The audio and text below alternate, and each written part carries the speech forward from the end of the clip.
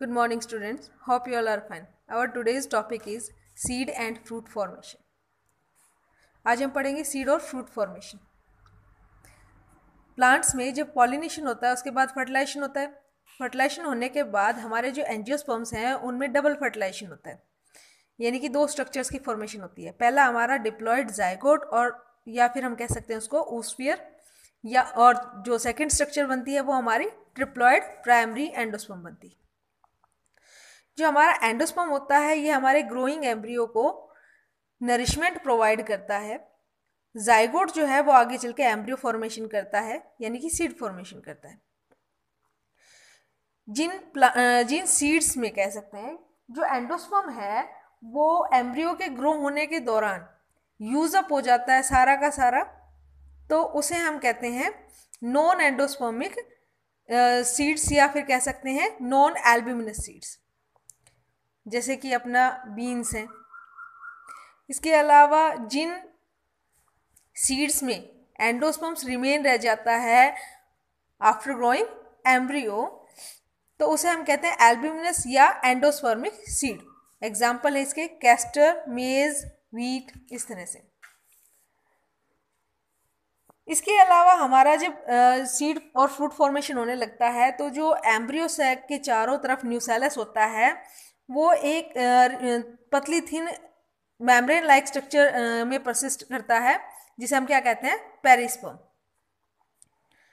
उसके अलावा जो हमारे इंटीग्यूमेंट्स हैं वो भी धीरे धीरे अपना प्रोटोप्लाज्म लूज कर देती हैं, थिक वॉल्ड हो जाती है, इम्परमेबल वॉल क्रिएट करती हैं। जो आउटर इंटीग्यूमेंट है वो टेस्टा बनाती है और जो इनर इंटीग्यूमेंट है वो टैगमैन की फॉर्मेशन करती है। इस तरह से इसी दौरान हमारा जो सीड है उसका मॉइस्चर कंटेंट जो है वो भी धीरे धीरे रेड्यूस हो जाता है, रह जाता है सिर्फ 10 to 15%। ठीक है। उसके बाद कह रहा है कि जो हमारा सीड है वो जर्मिनेट नहीं कर पाता जब तक कि उसे बाहर से जो ऑक्सीजन है और वाटर है वो सप्लाई नहीं किया जाता, यानी कि जर्मिनेशन के लिए एयर वाटर दोनों ज़रूरी हैं, सॉइल एयर वाटर। तो जब तक उस सीड को बाहर से ऑक्सीजन और सॉइल और वाटर नहीं मिलता तब तक वो जर्मिनेट नहीं कर पाता, और ये जो इनएक्टिविटी की स्टेट होती है उसे हम कहते हैं डोरमेंसी। जो हमारा सीड है उसमें माइक्रोपाइल एंड जो हमारा है वो पोर एज इट इज रह जाता है, ताकि फ्यूचर में जब सीड जर्मिनेट करवाना हो तो उसको जब हम सॉइल के अंदर दबाते हैं तो माइक्रोपाइल एंड से ऑक्सीजन और वाटर उसमें एंटर करता है, उसके थ्रू एब्जॉर्ब किया जाता है माइक्रोपाइल के थ्रू, और उसके बाद हमारा जो सीड है वो जर्मिनेट करता है। इसी तरह जो हमारी ओवरी है, ओवरी के चारों तरफ जो कवरिंग है उसे हम पेरिकार्प कहते हैं। उसके बाद हमारा जो ओवरी है वो डेवलप होने लग जाती है और फ्रूट की फॉर्मेशन करती है। जिन प्लांट्स में ओवरी के साथ थैलेमस और अदर फ्लोरल पार्ट्स जो हैं वो भी प्रोलिफरेट करते हैं, ग्रो करते हैं, तो उसे हम फॉल्स फ्रूट कहते हैं। और जिनमें सिर्फ ओवरी डेवलप होती है, फ्रूट फॉर्मेशन करती है, उसे हम ट्रू फ्रूट्स कहते हैं। कुछ हमारे फ्रूट्स ऐसे होते हैं जो विदाउट फर्टिलाइजेशन डेवलप होते हैं, जिन्हें हम क्या कहते हैं, पार्थेनोकार्पिक फ्रूट्स। ऐसे फ्रूट्स जो होते हैं वो सीडलेस फ्रूट। एनिमल में हमने पार्थेनोजेनेसिस पढ़ा था, सेम वही कंडीशन है ये, formation of fruit without fertilization, तो क्या कहला रहा है, parthenocarpic fruit, for example banana. उसके बाद हम डिफरेंट टाइप के सीड्स जो हैं वो डिस्कस करेंगे। सबसे पहले हम सीड डिस्कस करेंगे बीन सीड। बीन हमारा जो सीड है, जैसा कि हम इसमें देख रहे हैं, ये हमारे बीन सीड की स्ट्रक्चर है। ये नॉन एंडोस्पर्मिक डाइकोटिलेडन सीड होता है। कनकेव इसकी डार्कर साइड होती है यहाँ पे, जहाँ पे हमारा हीलियम और जो माइक्रोपाइलैंड है वो प्रेजेंट होता है। उसके बाद कह रहा है इसके चारों तरफ ब्राउनिश शीड कोट होता है, जिसे टेस्टा और उसके बाद टैगमैन कहते हैं उसके बाद की कवरिंग को। ये दोनों कोटिलेडन्स है। ये हमारा एम्ब्रियो है, ये एक्सिस है। इसके ऊपर वाला रीजन जो है वो प्ल्यूम्यूल है, नीचे वाला रीजन जो है वो रेडिकल है। प्ल्यूम्यूल से सूट अपेक्स बनता है और रेडिकल से रूट अपेक्स बनता है। जो एक्सिस के बाद प्ल्यूम्यूल के बीच का जो रीजन है ये हमारा एपिकोटाइल कहलाता है, और एक्सिस और रेडिकल के बीच का ये रीजन जो है ये हाइपोकोटाइल कहलाता है। जो हमारे कॉटिलिडन है ये फूड को स्टोर करते हैं फॉर फ्यूचर पर्पज। उसके बाद नेक्स्ट सीड हम डिस्कस कर रहे हैं कैस्टर सीड। कैस्टर सीड जो हमारा होता है ये एक mooted brown endospermic dicotyledon seed होता है। इसमें भी कह रहा है कि हमारा जो नैरो एंड होता है उसके अंदर हमें क्या मिलता है, बाइलो स्ट्रक्चर मिलती है, व्हाइट स्पंज जिसे हम क्या कहते हैं, कार्निकल। इसमें कह रहा है कि हीलियम और जो हमारा माइक्रोपाइल है दोनों यहाँ पे हमें मिलते हैं। उसके बाद कह रहा है कि थिन पेरिस्पर्म हमें मिलती है किसके बाद, आउटर कवरिंग के बाद, और थिन पेरिस्पर्म के बाद नेक्स्ट फॉलो कौन कर रहा है हमारा, एंडोस्पर्म। एंडोस्पर्म जो हमारा ये स्टोर करता है रिजर्व ऑयल ड्रॉप्स को और प्रोटीन्स को, कैस्टर ऑयल के लिए जो रिस्पॉन्सिबल होता है। एम्ब्रियो जो हमारा है ये क्या करता है, embryo centre of the seed जो है वहां पे लाई करता है। ये हमारा रेटिकुलेट वेनेशन में कॉटिलिडन्स है।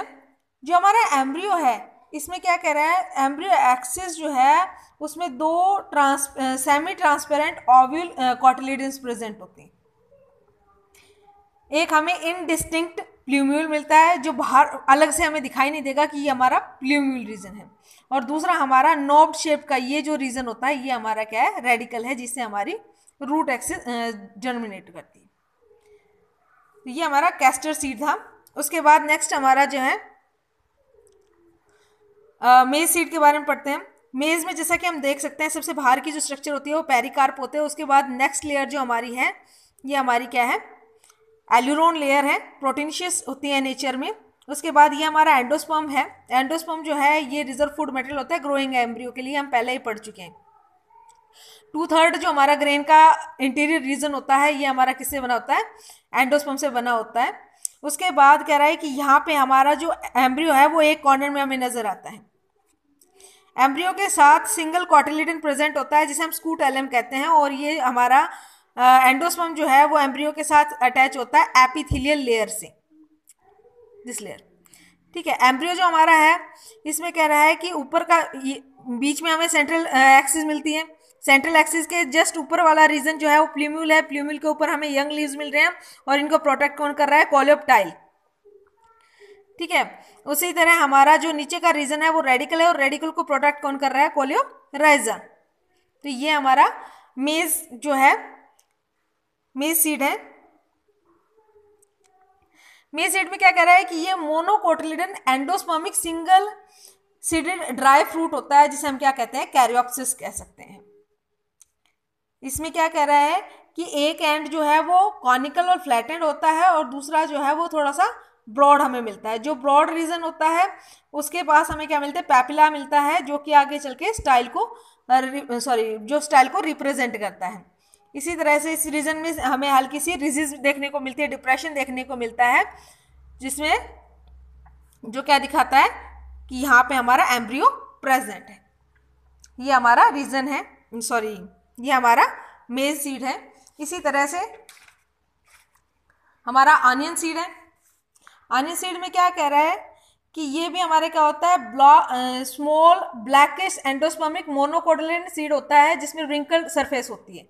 सीड जो है ये क्वाइट टफ होता है, कलर्ड होता है। एंडोस्पर्म या फिर हम कह सकते हैं फूड स्टोरेज जो होती है इसकी, ये भी टफ ही होती है, सेमी ट्रांसपेरेंट सा होता है। एम्ब्रियो है ये हमें कर्व्ड शेप में नजर आएगा इस तरह से, जो कि एंडोस्पर्म के अंदर ही हमें मिलता है। तो ये हमारे क्या है, डिफरेंट टाइप के सीड्स।